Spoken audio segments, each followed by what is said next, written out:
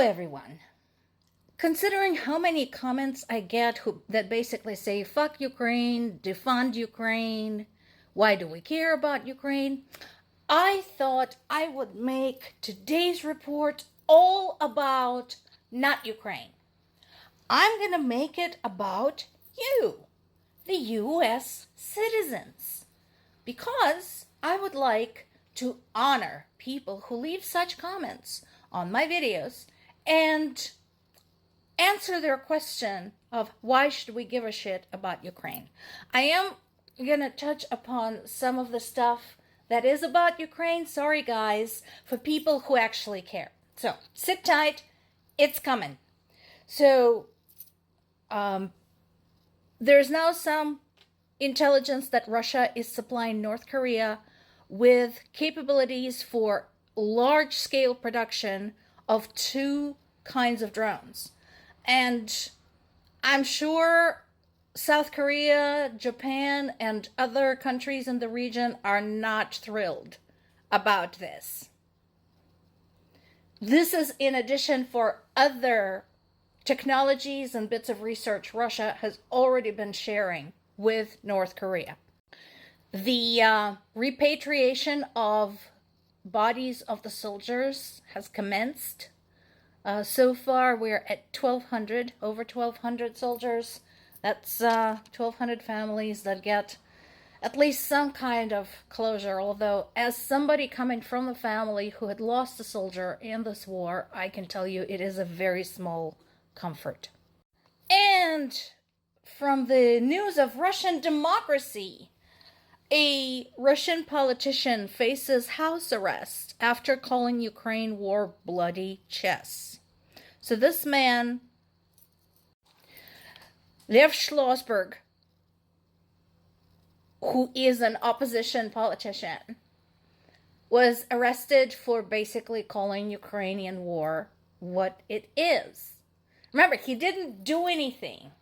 He didn't physically do anything. He didn't threaten anyone. He didn't stage an act of sabotage. He just said something about the war. And yet, he was charged with discrediting the Russian army and was sentenced at this point to house arrest. Could be worse. People in Russia have been actually sentenced to prison for this in the past. Now, let's talk about you, Americans. First of all, there's this. Technically, Russia has been bringing up the question of reappropriation of Alaska since about 2014, back when they annexed Crimea. And apparently they liked annexing things that no longer belong to them. So this question started coming up regularly every few months. There was another surge of activity on this topic in July of 2022. And they haven't stopped since. So here's an article from April of 2024, much closer, getting closer, talking about the maritime relationship between Russia and the US because of Alaska. Here's one from April of this year, just a couple of months ago, talking about the same thing. This is a very detailed article talking about the history of Alaska, how it ended up being part of the United States, and what is Russia's deal now.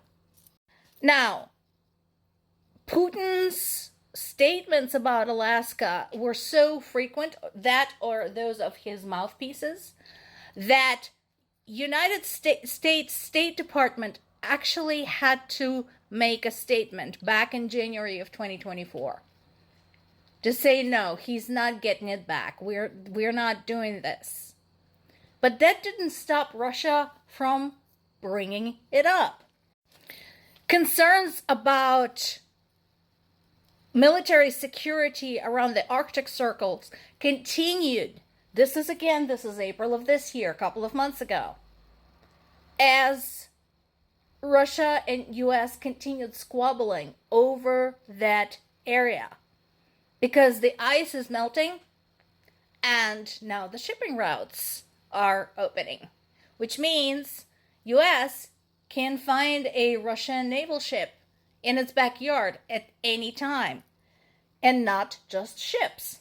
Case in point, there have now been multiple reports from various national security watchdogs about this. Russia moving some of its bombers, Tu-160 bombers, only 410 miles from Alaska.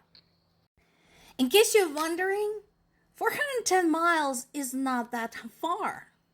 If you go in a straight line as the crow flies, that's the distance between Cleveland, Ohio, and New York City. How comfortable do you think people in New York City would be if they had Russian bombers sitting in Cleveland, Ohio? Just saying. But let's say, oh, fuck it, nothing is going to happen with Alaska. Okay. All right. How about this? This is closer to home. So Ukraine is an exporter of iron and steel product to Ukraine, grain exporter, oil seeds and oils, and something else. Ukraine supplies 90% of US supply and 70% of the world supply of semiconductor grade neon and other inert gases. Why does it matter to you? Look to your left, look to your right, look in front of you. Chances are you have within your line of sight multiple objects that use microchips. And microchips can't be made without those inert gases. How did it happen? Well, Ukraine is home to some major cryogenic air separation plants. Some of them date back to Soviet Union industrialization and steel factories. I myself grew up in Zaporizhia, which is home to such enterprises. When steel is processed, the leftover air is laced with rare gases, such as neon, krypton, and xenon. Neon in particular is essential for the laser lithography that makes semiconductor chips. And so, Ukraine ended up supplying 90% of US's demand of those gases and 70% of those in the world. Now, are there other initiatives to diversify? Yeah. There's some stockpiling, there's some domestic expansion, there's some recycling and reclamation initiatives, there's some alternative technologies, but this is all very slow. If Ukraine were to fall today, the semiconductor industry all around the world would be fucked. So what does that mean? You know, all of those chips that run your phone, your laptop, your car, your fridge, your TV, your washing machine, probably your kids' light-up shoes, those ones. The chips, as I just said, don't grow on trees. They have to be made in ultra-clean, ultra-precise factories that rely on neon gas. And we just talked about how 90% of that comes from Ukraine. So again, you lose Ukraine, your electronics get more expensive because duh. Your repair parts vanish, so good luck fixing your phone or laptop. New cars are going to sit around unfinished because onboard computers will have no chips. Wait lists for everything from appliances to medical devices will skyrocket. Yeah. So, yeah, Ukraine might be far away, and fuck Ukraine and defund Ukraine is what you think. But here's a picture of maybe why you should give a shit. I assume you're watching this on your phone. Guess what? If Ukraine loses, you're not getting a new one. Cheers!